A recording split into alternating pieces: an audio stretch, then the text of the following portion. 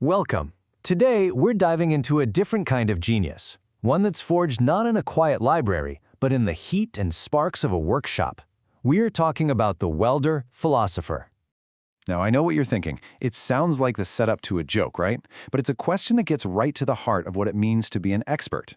We're going to explore how someone who works with their hands can build a mental toolkit that rivals, and in some ways even beats, a formal academic education. And this leads us to something called the epistemic paradox. See, we've built this world where a PhD is kind of the gold standard for being smart. And yet, so much of the really groundbreaking thinking comes from the outsiders, the self-taught innovators who see the world differently because, well, nobody ever told them how they were supposed to see it. So how does this actually happen?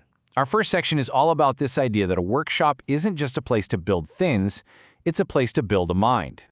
Okay, so the core concept here is called embodied cognition. It's this idea that our minds aren't just these separate things floating in our skulls. For the welder philosopher, thinking happens through the physical act of doing. The brain isn't just telling the hands what to do, the hands are constantly sending information back, teaching the brain. So get this, the welding torch itself becomes what's called an epistemic probe. It's not just melting metal together. It's a tool for asking questions and getting instant answers from reality. The welder gets this constant stream of feedback, the sound, the light, the feel, and it trains their brain to understand these incredibly complex dynamic systems in real time. And this quote just nails it. This hands-on training creates a mindset that values one thing above all else: structural integrity. For this kind of thinker, an argument isn't just a bunch of words, it's a structure. And the only question that matters is, will it hold up in the real world when you put pressure on it? So how does this hands-on way of thinking really compare to the traditional academic path? In this next part, we're going to put the PhD and the self-taught autodidact side by side. Now, this isn't about which one is better. Think of them as two totally different but equally powerful operating systems for your brain. Here is a super simple way to picture the difference. The PhD is trained to be a well digger. They pick one spot and go deeper and deeper and deeper into a single subject. The autodidact, though, they're a bridge builder. They specialize in connecting all those different wells of knowledge.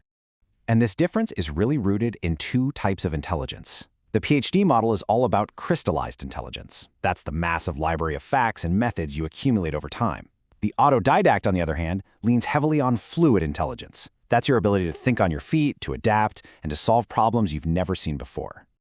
This chart breaks it down even more. The academic learns just in case. Just in case it's on the test. The autodidact learns just in time. They have a real problem right in front of them that they need to solve now. And look at validation. A PhD gets validated by peer review, basically social consensus. But the autodidact, they use a reality review. For a welder, that's not a debate. It's a destructive bend test. You take the weld, you try to break it. Does it hold or does it snap? That's the only validation that matters.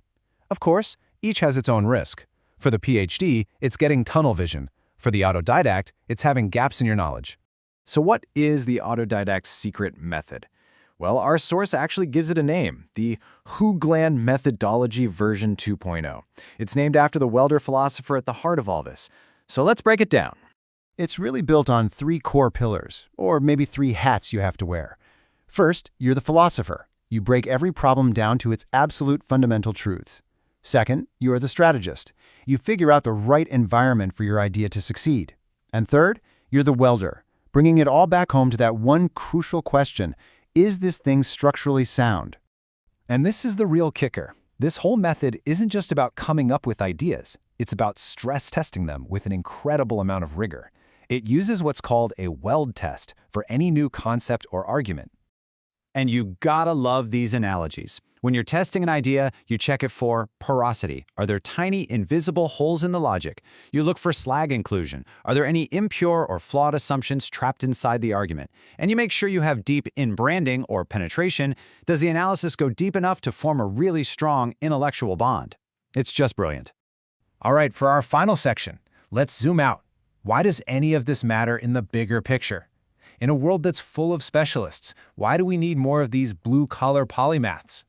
It's because our world has become incredibly good at analysis. The specialist, the PhD, is an expert at taking things apart to see how they work. But what we have a huge shortage of are synthesizers, people who can take all those different pieces from different fields and put them together to create something totally new and actually useful. And that's the superpower of this blue-collar scholar idea. They are fluent in two essential languages. They can sit in the boardroom and talk theory and strategy with the executives, and then they can walk out onto the shop floor and talk practice with the people who are actually building the thing. They're the translators. They bridge that critical gap. And that is really the big takeaway here. Look, we will always need the specialists, the academic well-diggers who push the boundaries of human knowledge in one specific area. But to solve the massive, complex problems we're all facing, we desperately need the bridge builders to connect all that knowledge and make it work in the real world. So I'll just leave you with this question. It doesn't matter if you're in a university, a workshop, an office, wherever. What unique expertise are you building? And what are your tools? Are you digging a well, or are you building a bridge? Thanks for digging into this with us.